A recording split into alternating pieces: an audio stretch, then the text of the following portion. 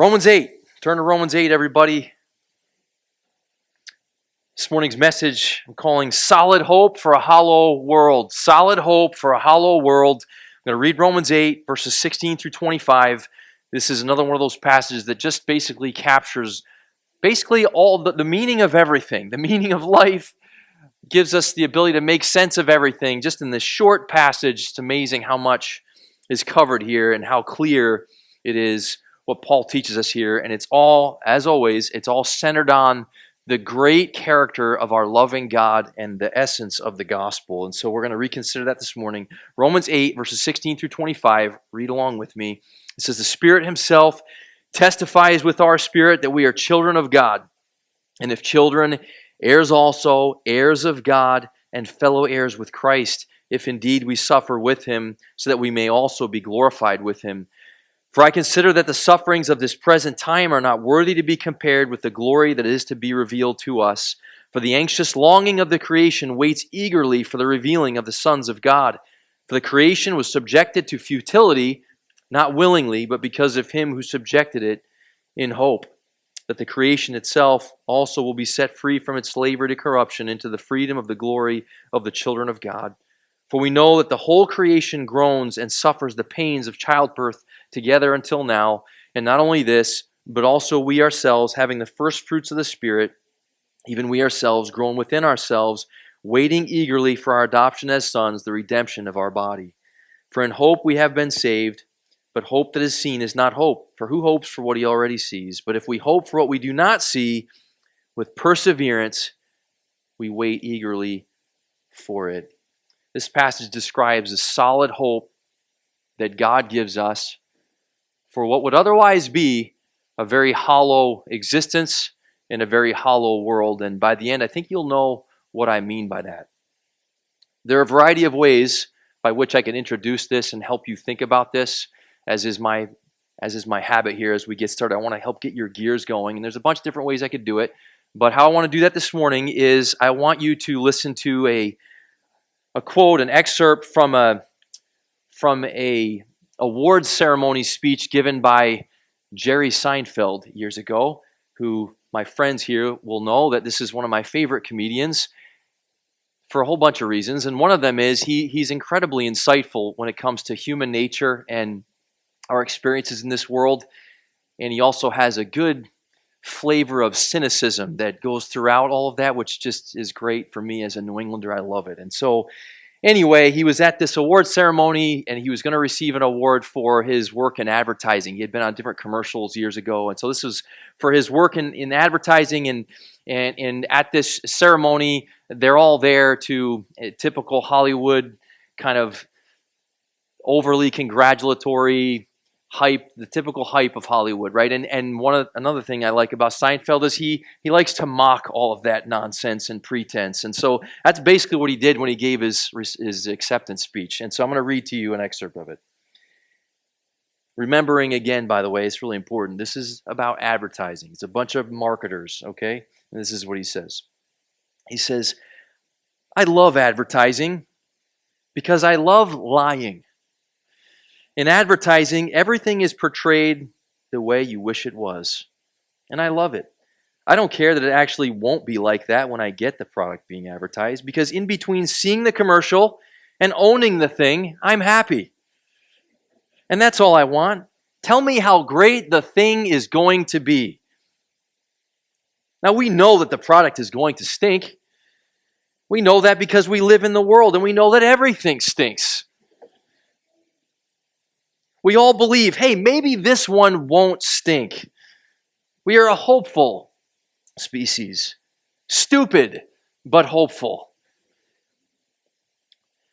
Rings true. Everything that's advertised, like, oh, this is going to make your life so amazing. Then you get the thing and it turns out it's not all that great.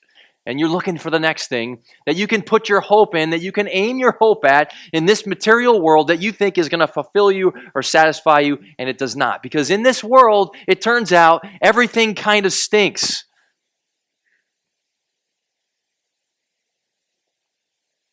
Naturally, we aim our hope here.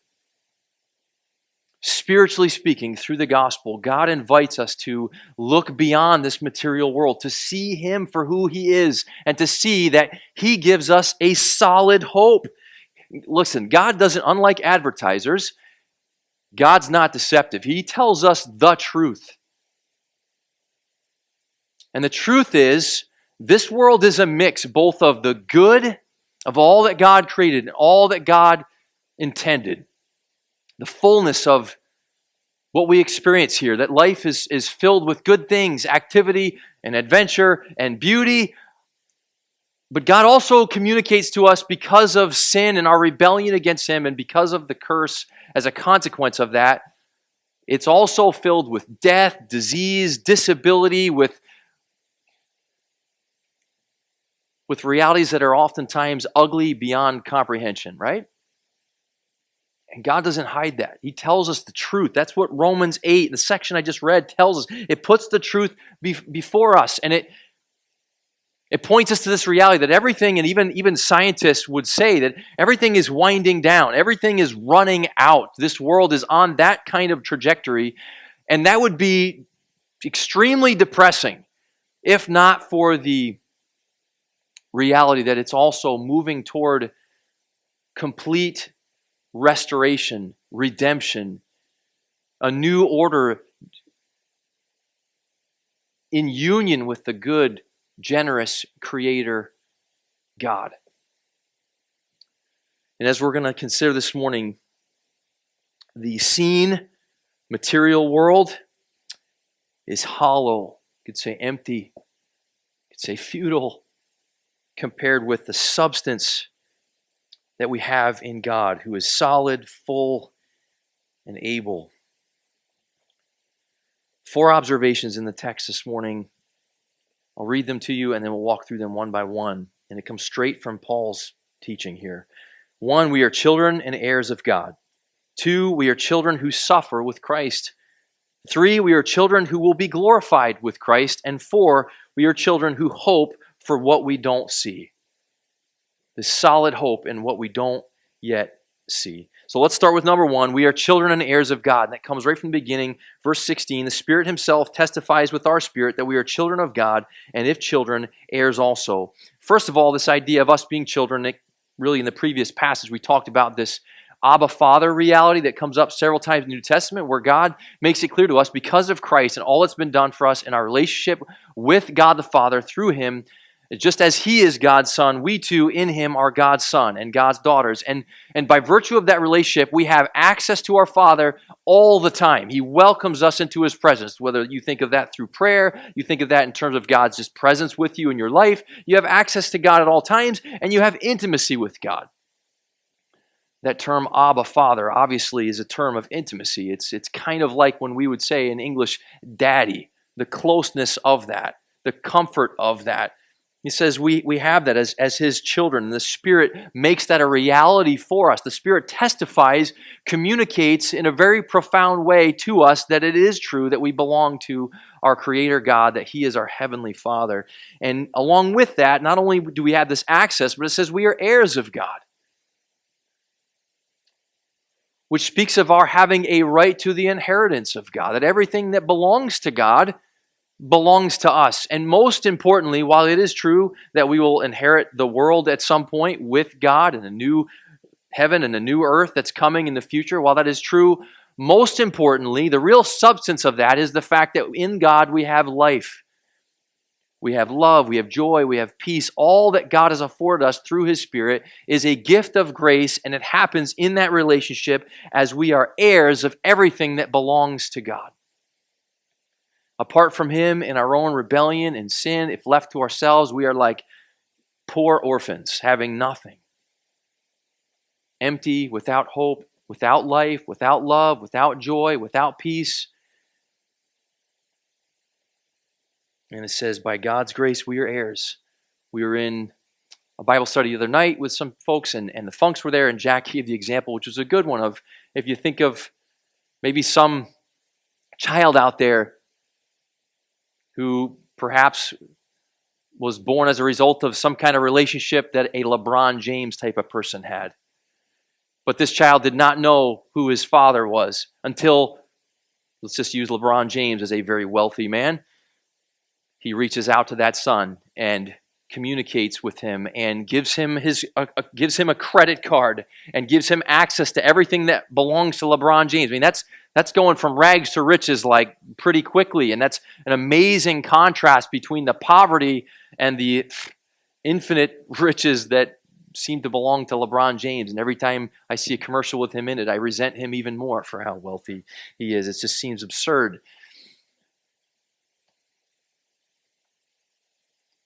But a good analogy of a far greater, a truly infinite, all that God has, and again, especially in terms of the spiritual riches of life and love and joy and peace and all that belongs to God and all that comes by virtue of a relationship with Him. And he says we're heirs, heirs also, fellow heirs with Christ. Everything that belongs to Christ belongs to us, and the Spirit is the member of the Trinity that makes that a reality for us through His indwelling presence. And later it's going to go on to say that we have in Him the first fruits of the Spirit, which means we have a portion of that now. Just like the word heir speaks of something future, like we know something's coming that we don't yet have access or full access to. Same idea here with first fruits. We have some of it, we have a fraction of it, but not all of it yet. Some. And that's important, and we'll get around to how that's important in a few minutes, but sort of keep that in your mind. So first, we are children and heirs of God. Second, we are children who suffer with Christ. And it says, if indeed, at the end of verse 17, if indeed we suffer with Him, so that we may also be glorified with Him. As I said last week, if you were here, we talked about all these ifs. There's a lot of ifs in this section of Romans 8, and it's important to highlight that these are not iffy ifs. These are ifs that Paul uses. There's a certain grammatical construction in the original language, which is a way of saying if, and it sounds kind of conditional, but it's basically assuming it to be, it's assuming for the sake of argument that whatever follows the term if is assumed to be true. So basically he says, if we suffer with Him, and you could insert the words, and we do suffer with Him, so that we may also be glorified with Him. It is certain that we as God's children will in this life suffer. It's inescapable. We will suffer. And along with that suffering, we will be glorified with Him. Let's take the suffering idea first of all. That word suffering, it's the word from which we get the idea of the passion. Remember years ago, the Mel Gibson movie, The Passion of the Christ? And that movie, if you saw it or if you just remember hearing about it, it primarily highlighted the physical sufferings of what Jesus went through. It did feature a bit of His betrayal, but then it was the flogging, the torture He endured, the excruciating nature of those hours on the cross. It really put it right in front of you in very vivid detail what Jesus went through, and it was referred to as the passion. Well, that term passion, with the English term passion from a Greek term that speaks of an outward suffering, but along with that, like an internal suffering. So affliction from without, and then this tied to this affection within. And in Jesus' case, this is really important. In His case, all of that suffering He endured sinlessly as an innocent man, didn't He? And He did motivated by His affections. His affections for what? Well, not that He had like some affections for the created world by itself per se, but specifically us, specifically the people He was dying for, His love for His people. It says in Hebrews that He endured the cross, despising the shame for the joy set before Him, the joy of reuniting a redeemed people with God. That was His motivation. And so in that motivation, in that purity, in that sinlessness, He endured immense physical suffering. His suffering was that combination of what He went through physically, but also that perfectly pure motivation and His perfect affection for the Father and for His people that He was dying for the world. Well, it says we suffer with Him. How is it that we suffer with Him? Well, it speaks of His being betrayed. It speaks of Him being mistreated. It speaks of Him being physically harmed. wrongfully harmed. In our case, we live in the same fallen world. We too experience suffering in both the outward, in both our physical bodies, and in terms of our affections or our emotions. What is different is, in his case, it was innocent, it was pure. In our case, it is mixed with all kinds of sin and frustration and anger and outrage, even toward God. When we go through suffering that's painful enough, you know what comes out of us. So he's saying we suffer with Christ, and there's a difference and there's a similarity. There's a similarity in that we cannot avoid suffering in this world, and we will absolutely, it is guaranteed, we will suffer. We will suffer both the physical aches and pains of life. We will suffer betrayal. And I could talk to you. You could give me your sob stories. I could give you mine about the people who have stabbed me in the back or turned on me, or people I thought were friends who abandoned me or whatever. We all have our version of that. The key difference being, again, that we, even in that, while that is difficult and while God has mercy and sympathy for us, the difference is we're not sinless in that. And partly what Paul, I believe, is describing here is this suffering with Christ is in this union with Christ. God is teaching us as we go through the hard knocks of life in a fallen world, God is teaching us to suffer with Christ. And as he was able to let go of this material world, he was not attached to this material world. He was willing in love to give it all up. We are, and sometimes kind of dragged kicking and screaming, we are being taught by our good Father to let go of this fallen world, because it turns out that it's not really of substance. It was, we're going to talk about this more in a minute, but it was subjected to futility. There's nothing here.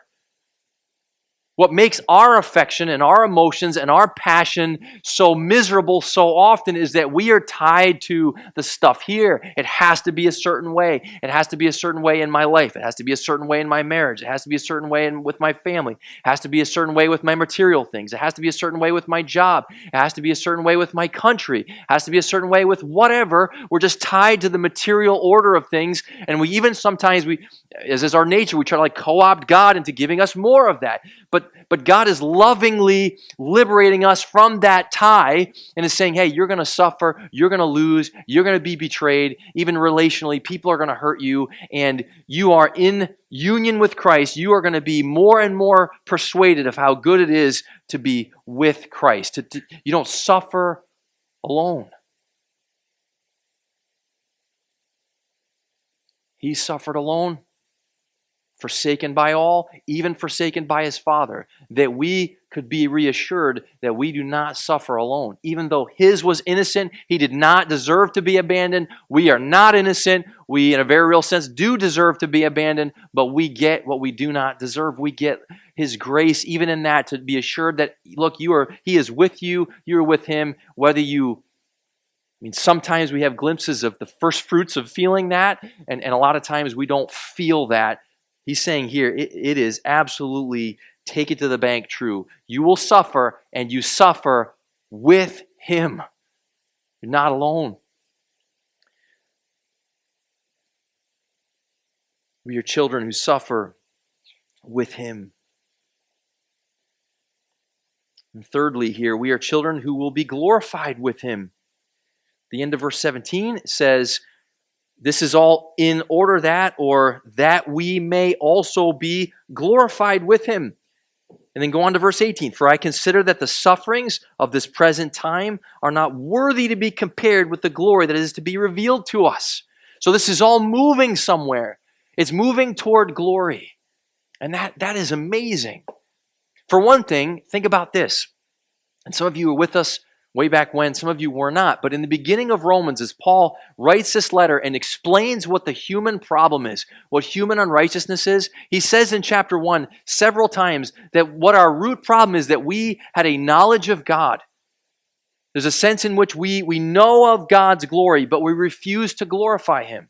We don't honor him according to how he deserves to be honored. And it says we take his glory and we exchange it. We trade it for the lesser glory of created things. The perishable things of this material world, we choose them, we set our affection on them, we worship them, and it says, and we share in the corruption of all that. Just like all the stuff we worship is perishable, we too exist in this perishable state. It's fallen people with fallen bodies that are decaying over time, all because of a rejection of true glory, the true value of God. We just didn't see it in terms of its value. We didn't appraise it rightly, rejected it. This is the essence of sin, as Paul describes it. This is the essence of unrighteousness. And this is where it all began. And an amazing display of grace, God is saying through Christ and all that Christ has done in our union with Him, we suffer with Him. He's teaching us of the emptiness, the futility of this world, and He is teaching us along with that of the true substance of glory. First of all, His glory, His value, and then we actually, which is truly remarkable, we get to share in that glory. It's glory that is to be revealed to us, so it's glory we see, which I believe refers back to chapter 1, where it says we were sort of rejected, we turned away from it. Well, God shows us His glory. He's going to show it. He's already done it through Christ and the cross, and He's going to continue to show us. And in the future, we will see fully, without any blinders, we will see it, and we will also reflect it. And that is amazing. We reflect it just like, you think of it this way, just like the moon reflects the light of the sun. The moon by itself does not have any light, does it? On a clear night, you see the moon in all its beauty, and it looks radiant, but the light doesn't come from the moon. It comes from the sun. Well, we too, we reflect the glory of God in that same sense. Not that it's inherent to us, but we are given the gift of reflecting the glory of God, of seeing it and reflecting it. Just as we saw created things, we worship created things, we shared in the corruption of created things by virtue of that false worship, as God does His work and shows us who He is and awakens our... Wow. Is that the Superman music? Oh, it's someone's phone. Susan's like, it's his. I thought it was coming through the sound system. Yeah, Don thought it was planned. I have this little button up here I press when I'm... This is a really big point. Cue the orchestra. It's okay. Please silence your phones, everyone. If you have not already done that, take a moment to do that now. But there is this amazing link between what we worship and what we experience. And so we've been consigned to fallenness, to corruption because of worshiping corrupted things. And in a parallel way, and far greater way, when God awakens us to His glory through Christ, we get to share in that glory as well.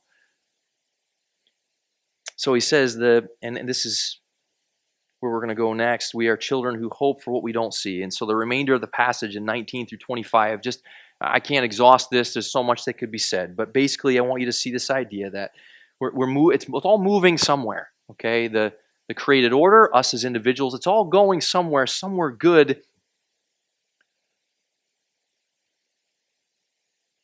And it even is related to the revealing of the sons of God, the children of God in glory. So verse 19, for the anxious longing of the creation waits eagerly for the revealing of the sons of God.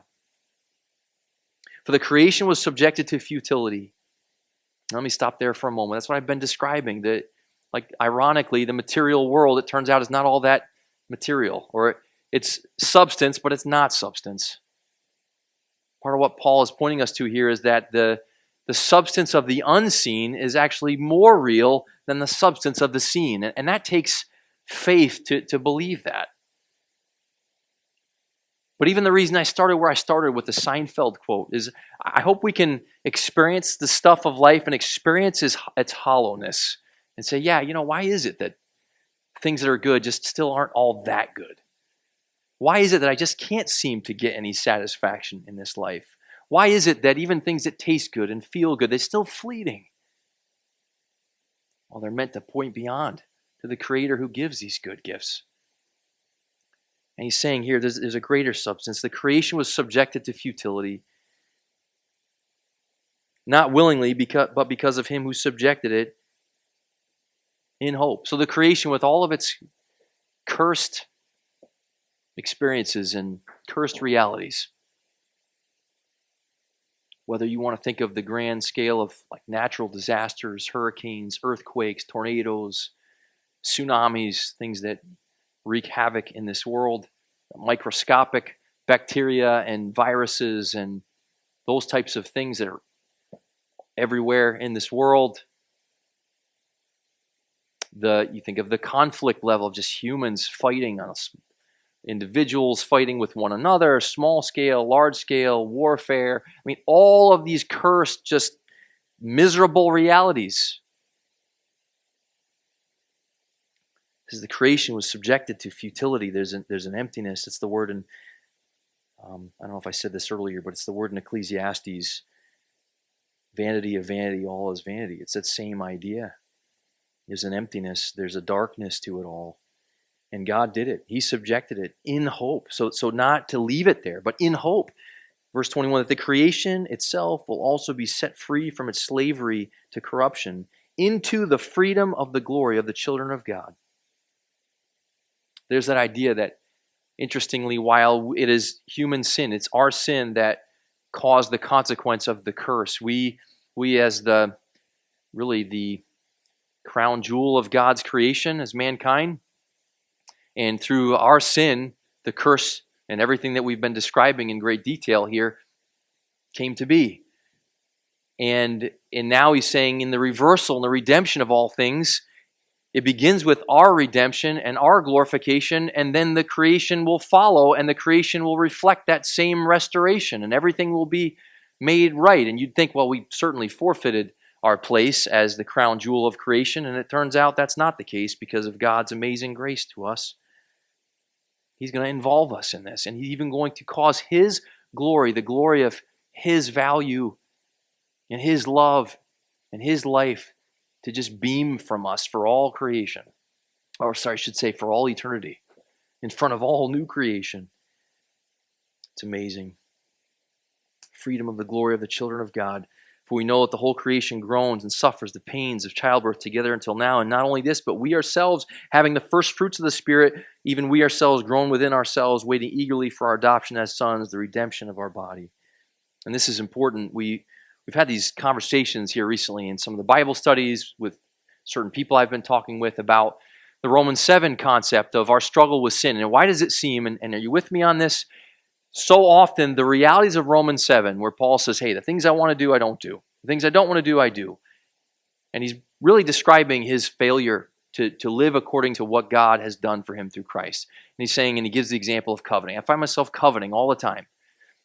Wanting more than I have. Wanting other people's stuff. So he gives that example, and you get the idea that Paul is perpetually struggling with that, or one of the other umpteen expressions of sin in his life that he was plagued by. And we say, hey, why does it feel sometimes that that's more real? I mean, the New Testament tells us all these things are real in terms of we're now saints, we in Christ have everything, we're heirs of Christ, we have all the treasures of God's treasury and at our disposal, and yet, man, so infrequently am I experiencing joy and peace and love. And I think we all say that we do some, but we certainly would like to have more, and certainly find ourselves suffering and miserable in our flesh all too often. And if we said that wasn't the case, we'd be lying. And Paul is very honest about that being the case here. And it is intriguing that he does not give some long example of how great he did at something. No, he's saying, this is the way I experience life. So often I just feel this. And I think here it helps us to understand it a bit, in that it's saying, look, we're still living in this hope. The creation is groaning, and he likens it to labor pains, like contractions. It's just getting worse. There's something good, really good coming. Just like a woman going through labor, they endure it knowing there's something good. There's new life coming. Similarly, on a global scale, there's the contractions and new life is coming. And on an individual level, there's this suffering and struggle, and there's this groaning that goes along with that as we struggle with sin, with our own blinders, with disbelieving and distrusting our Heavenly Father, and not accessing the riches that we have through His Spirit, and stumbling along and angry with people and irritable and getting upset over petty things and making mountains out of molehills and all the things that we do. And it's because we are in this state of groaning along with all of creation. We have the first fruits of the Spirit. We have some. We have a fraction, but we're waiting for the fullness. That's coming later. And he says we wait eagerly for our adoption as sons, the redemption of our body, when everything is restored, when we are fully and finally set free. And so what do? He says we wait. We hope. Verse 24, in hope we have been saved. Hope that is seen is not hope. Who hopes for what he already sees? But if we hope for what we do not see, with perseverance we wait eagerly for it. So do you see this idea that humanly we're drawn to what we see? We value what we see. We worship what we see. A big part of our suffering is in that pattern of our lives and our nature to do that. To overlook, to minimize the worth of our God, blinders to him and his kindness to us. That is our fallen state. And while God, if he were like us, would have left us there and said, fine, have it your own way. You made your bed, lie in it. It's not God's way. He has mercy on us. He has mercy on us in our being stuck in corruption. And through Christ, he gives us full pardon, forgiveness, restoration in terms of our status as children of God. It is secured for us. We're adopted fully, justified, sanctified, and even glorified with this ongoing benefit and ultimately pointing to the future when everything is restored. And so for now, what do? Well, we suffer. We struggle, we stumble, and God faithfully leads us along over and over again, revealing his kindness to us, his mercy to us, using everything we go through. Even as we talked about in Sunday school once again this morning, you look at Job's life and the immense suffering, and all that was good. And I would encourage you, if you weren't in it, go listen to the messages on YouTube and see how that's the case. Because if you're honest in your humanness, if God takes everything away, your family, your stuff, even your own physical health, it is not your nature to say, oh yeah, this is good. Oh yeah, God's teaching me some good lessons here. No, what is he really teaching? Well, you got to look at it. You got to listen to it to hear that part. It's really important.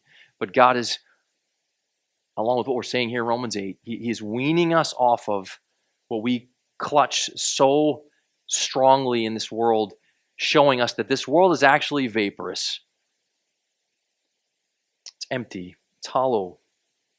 And he is the true substance. And he promises, one, he's already provided through Christ everything we need. He's with us. And in the future, we will be with him in our actual presence with him, and will be fully restored and made new and glorified, which is truly amazing in light of what we deserve and where we would be apart from his grace. So God is a good, good Father. And this last thought I want to leave you with, as I think about the older I get, I think about evangelism, and I used to kind of view it one way when I was young and ignorant, and it felt a certain way, like a certain kind of sales pitch, kind of like an advertisement. Hey, come and follow Jesus and your life will be as awesome as mine is.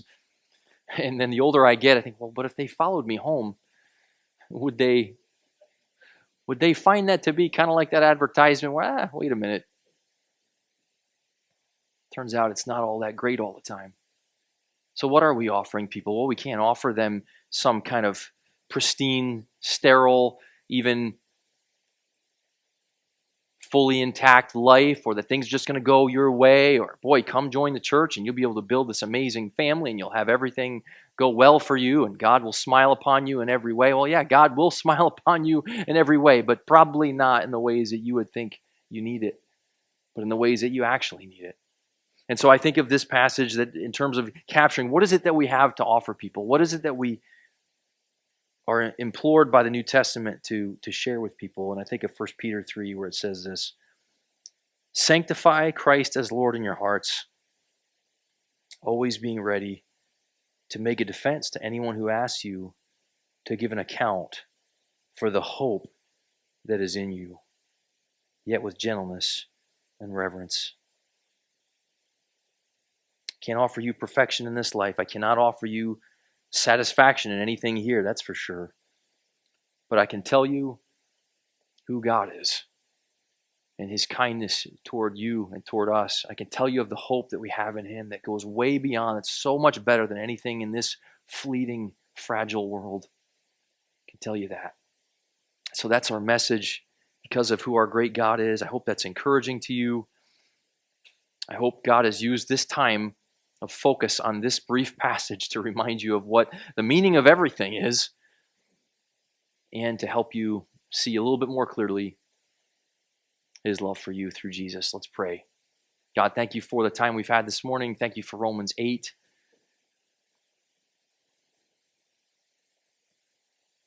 We know it to be true.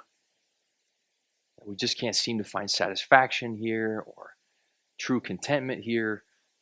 That at every turn we bump into one form of suffering or another. And the darkest part of that is our connection, our idolatrous tie to the stuff of this life that we still by our nature are stuck worshiping. But you and your love for us have severed that tie by opening our eyes to see Christ, to see your love poured out, to see that you are the one of true substance and of true worth. And you tell us that is freedom.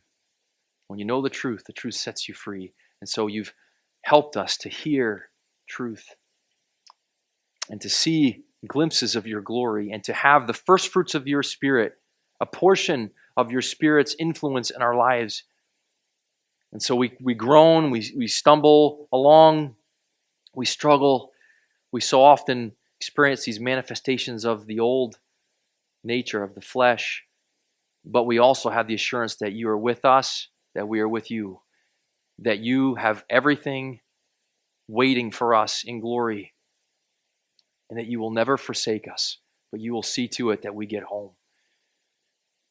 And you will give us in the here and now everything we need to endure, to wait patiently. And so, Lord, help us to do that. Thank you for what you've provided.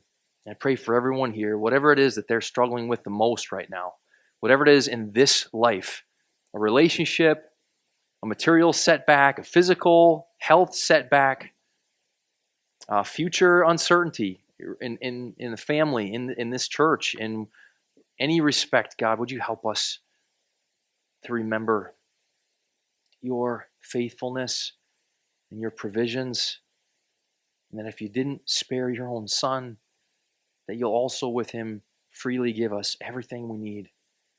Help us to believe that, and we thank you for what you'll do. In Christ's name, amen.